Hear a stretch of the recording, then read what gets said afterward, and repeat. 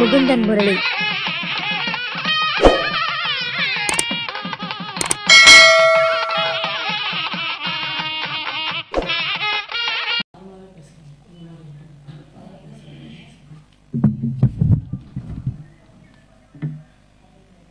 என் முதல் தெய்வமான என் தாய் தந்தையரை வணங்கி என் குலதெய்வத்தின் ஆசீர்வாதத்துடன் எனது உரையை துவங்குகிறேன். ஜெய் ஸ்ரீராம். எனது குருமார்களாகிய ஜோதிட ஆசான்களையும் முகுந்தன் முரளி ஐயா என்னுடைய மாணவின்னு சொன்னாங்க. ரொம்ப பெருமையா இருக்கு. ஐயா கிட்ட நான் டிப்ளமோ முடித்தேன். ஐயா கிட்ட படித்ததுக்கு அப்புறம்தான் ஜோதிடம்னா என்னன்னு ஒரு தெளிவு கிடைச்சது எனக்கு. அது சொல்லிக்கிறதுல நான் ரொம்ப பெருமைப்படுறேன். ஏன்னா அவர் என்னை விட வயசுல குறைவானவர் தான். ஆனால் இந்த வயசுல எல்லாமே தெரியுது அவருக்கு. நிறைய உண்மையில ரொம்ப சந்தோஷம். இப்படி ஒரு குருமார் நமக்கு கிடைச்சிருக்காங்கன்னா கண்டிப்பா எங்க அம்மா அப்பாவோட வழிகாட்டுதல் தான். ஏன்னா எங்க அம்மா அப்பா அம்மா ஜோதிடர், என்னுடைய அப்பா என்னுடைய மிகப்பெரிய குரு. அப்பா சொல்றது எல்லாமே அப்பா என் கூட இப்ப இல்ல, தவறிட்டாங்க. 2 மாசம் ஆச்சு. ஆனாலும் கூட இருக்காரு. அப்பா கூட இருந்து ஒவ்வொரு விஷயமும் எனக்கு சொல்லுவார். அப்போ முகுந்தன் ஐயாவை நான் அம்மா அப்பா தான் இன்ட்ரடியூஸ் பண்ணி வச்சாங்க. இவர்கிட்ட கிளாஸ் போய் படிச்சுக்கோன்னு. இன்னைக்கு நான் இந்த இடத்துல நிக்கிறேன்னா எங்க அப்பாவோட ஆசீர்வாதம்.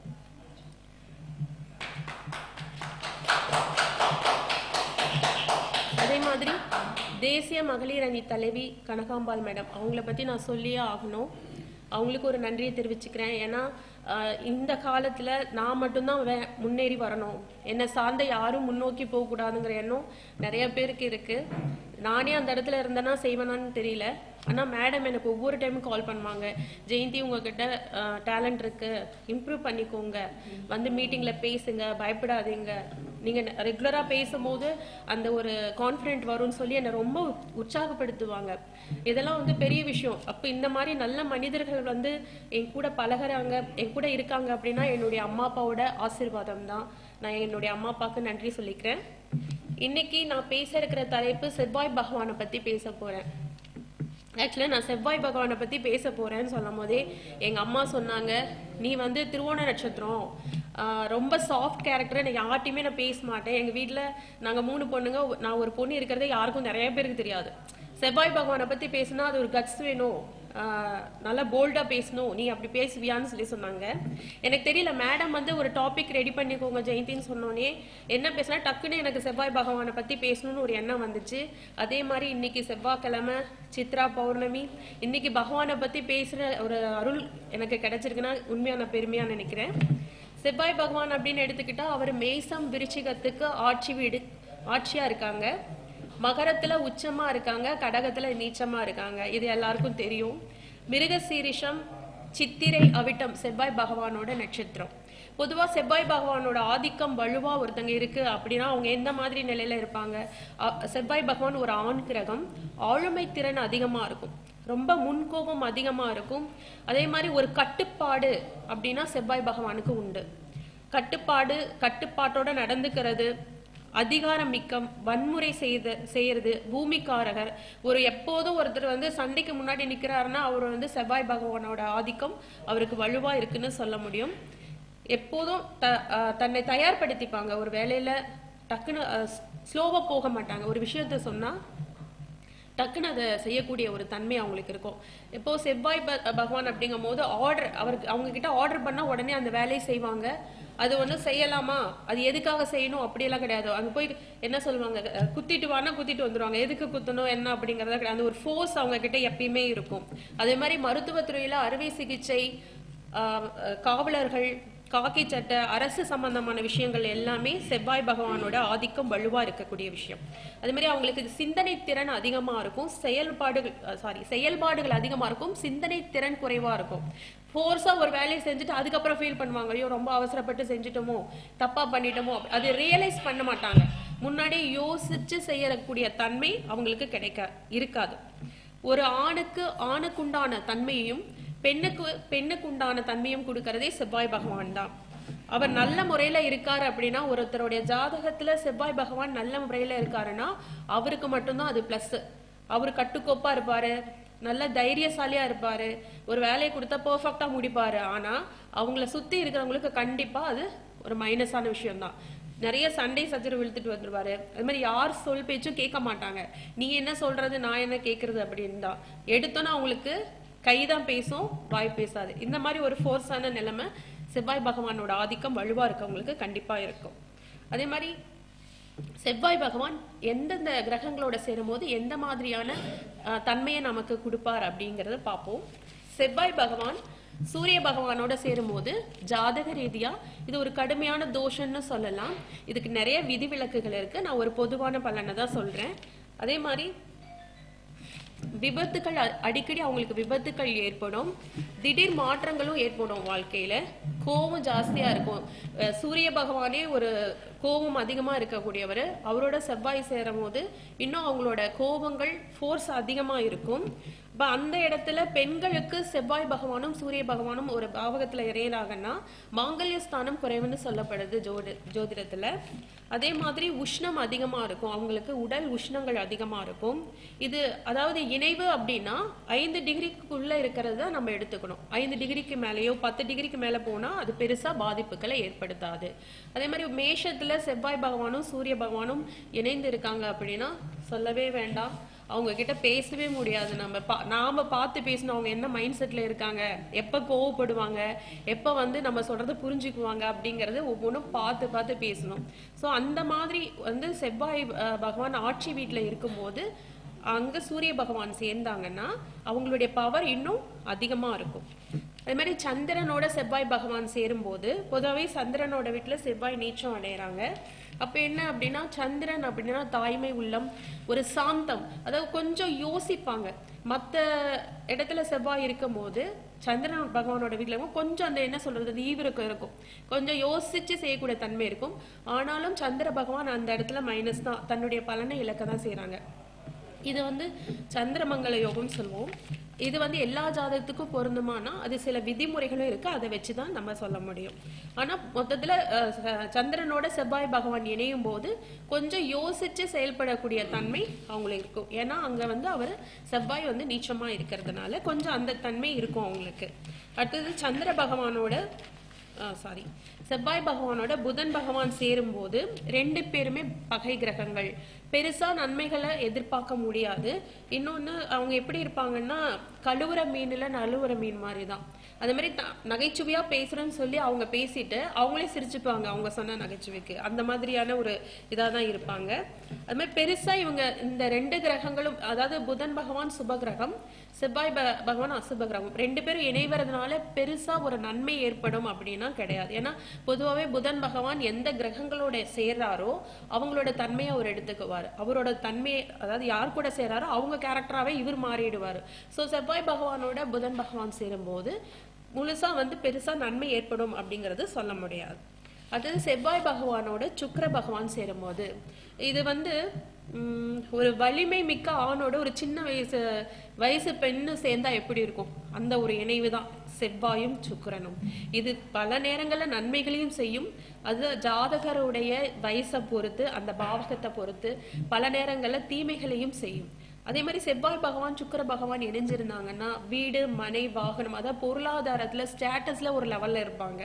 ஆனாலும் எப்பவுமே அவங்களுக்கு ஒரு டிப்ரெஷன் இருந்துட்டு இருக்கும், எதையாவது ஒரு சிந்தனை இருந்துட்டே இருக்கும். எவ்வளவு வந்தாலும் பத்தாதுன்னு சொல்லுவாங்க இல்லைங்களா, அந்த மாதிரி ஒரு மனப்போக்கு அவங்களுக்கு எப்பயுமே இருந்துட்டு இருக்கும். அதே மாதிரி இது வந்து பிருகுமங்கல யோகம்னு சொல்லுவோம். எல்லா வகையிலும் ஒரு சொசைட்டில ஒரு நல்ல நிலைமையில இருப்பாங்க. இது வந்து செவ்வாய் பகவானும் சுக்கிர பகவானும் இணைஞ்சிருக்கிறது ஒரு நல்ல அமைப்புன்னு கூட சொல்லலாம். அடுத்தது குரு பகவானும் செவ்வாய் பகவானும் இணைவு. பொதுவாகவே குரு பகவான் வந்து செவ்வாய் பகவானோட இணைஞ்சா இவரோட வலிமை எல்லாம் குறைஞ்சிடும்.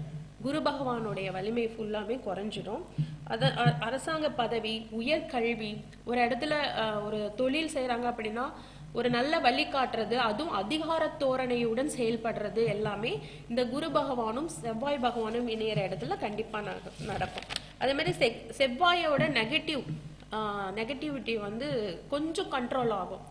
குரு இணையறதுனால, குரு பகவான் அப்படின்னாலே சுபகிரகங்கள். நான் முதல்ல சொன்ன மாதிரி இது எல்லாமே 5 டிகிரிக்குள்ள இருக்கும் போதுதான் உங்களுக்கு ஃபுல்லா ஒர்க் அவுட் ஆகும். 10 டிகிரிக்கு மேல போனா இந்த ஃபுல்லா உங்களுக்கு அந்த அளவுக்கு இது வேலை செய்யாது. அடுத்தது சனி பகவானும் செவ்வாய் பகவானும். இது வந்து இந்த கிரக சேர்க்கை ஜோதிட ரீதியா ஒரு சிறப்பான கிரக சேர்க்கையா அப்படின்னா இல்லை. ஆனா இவங்களை பொறுத்த வரைக்கும் என்ன அப்படின்னா ரொம்ப டேலண்டா இருப்பாங்க. பிஸ்னஸ்ல எப்படி சொல்றது, மைண்ட் நிறைய விஷயங்கள் கால்குலேட் பண்ணி அவங்களோட பிஸ்னஸை வந்து பெரிய லெவல்ல கொண்டு போவாங்க. அந்த அறிவு திறன் அதிகமா இருக்கும் அவங்களுக்கு. பிஸ்னஸ் ஓரியன்டா ரொம்ப டேலண்டா இருப்பாங்க, டாப் மோஸ்ட்ல இருப்பாங்க. ஆனா அவங்களுக்கு அடிக்கடி அடிப்படும். அதே மாதிரி தீ விபத்து அடிக்கடி ஏற்படும். பொறியியல் அறிவியல் சம்பந்தமான துறையில ரொம்ப டாப்ல இருக்கவங்க எல்லாருக்குமே பாத்தீங்கன்னா சனி பகவானும் செவ்வாய் பகவானும் இணைந்து இருப்பாங்க. அதே இடத்துல போட்டி, பொறாமை, வம்பு, நோய், கடன் இந்த மாதிரி பிரச்சனைகளும் இவங்களுக்கு அதிகமா ஏற்படும். நெகட்டிவ், அதாவது நெகட்டிவிட்டியும் அதிகமா இருக்கும் இவங்க கிட்ட. அவங்க கிட்ட டேலண்ட் இருந்தாலும் இது பண்ணனா நடக்குமா நடக்காதா, இப்படி ஆச்சுன்னா என்ன பண்றது அப்படிங்கிற ஒரு 2 மைண்ட் செட் இருக்கும். ஒரு நெகட்டிவிட்டி அவங்களுக்கு அதிகமா இருக்கும். அடுத்து ராகு பகவானும் செவ்வாய் பகவானும் இவங்க வந்து ஒரு ஸ்பெஷலுங்க. ரொம்ப மூர்க்கத்தனமா இருப்பாங்க, எதுக்கும் துணிஞ்சவங்க, தப்பு செய்ய தயங்க மாட்டாங்க, துணிஞ்சு செய்யலாம், நாளைக்கு என்ன நடந்தாலும் பாத்துக்கலாம், என்ன பொறுத்தவரை இருக்கு நியாயம் அப்படின்னு மூர்க்கத்தனமா பேசக்கூடியவங்க இவங்க தான். அதே மாதிரி ஒரு தப்ப கொஞ்சம் கூட மனசு நோகாம கஷ்டப்படாம செய்யக்கூடிய ஆட்களும் இவங்க தான். தயவு தட்சணை பார்க்க மாட்டாங்க. அதனால இவங்கனால கண்டிப்பா மற்றவங்களுக்கு ஒரு பிரச்சனை தான் ஏற்படும். பின் விளைவுகளை யோசிக்காத தன்மை இவங்க கிட்ட அதிகமா இருக்கும்.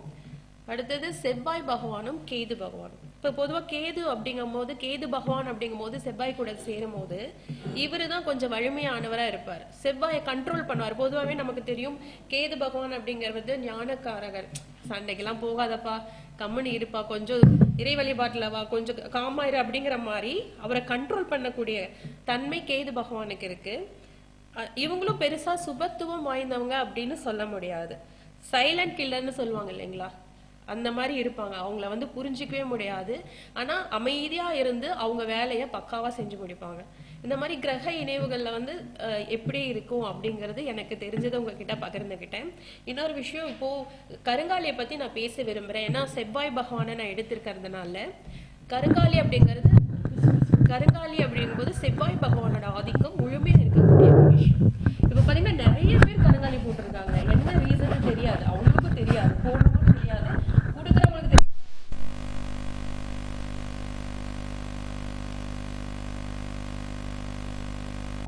உங்க ஜாதகத்துல உங்க செவ்வாய் பகவான் எப்படி இருக்காரு? பொதுவாவே செவ்வாய் பகவான் வலுவா இருக்கவங்க என்னங்க பண்ணுவாங்க?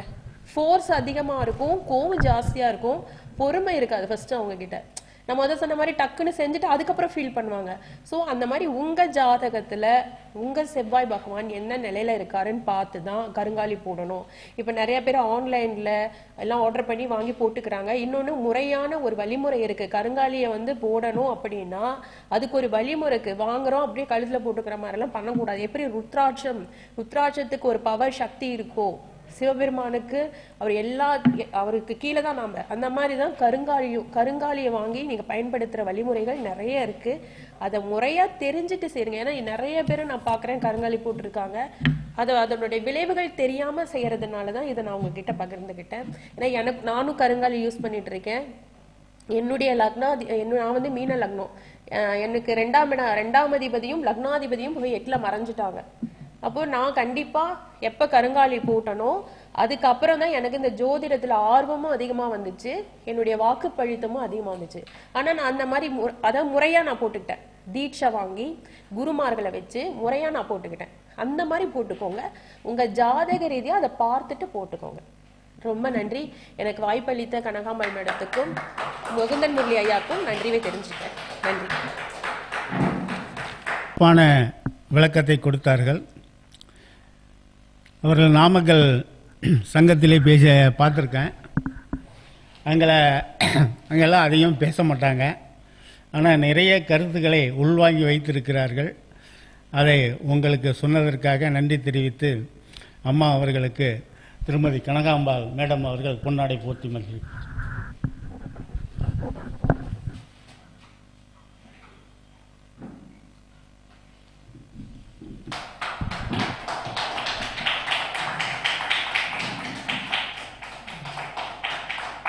ஓகே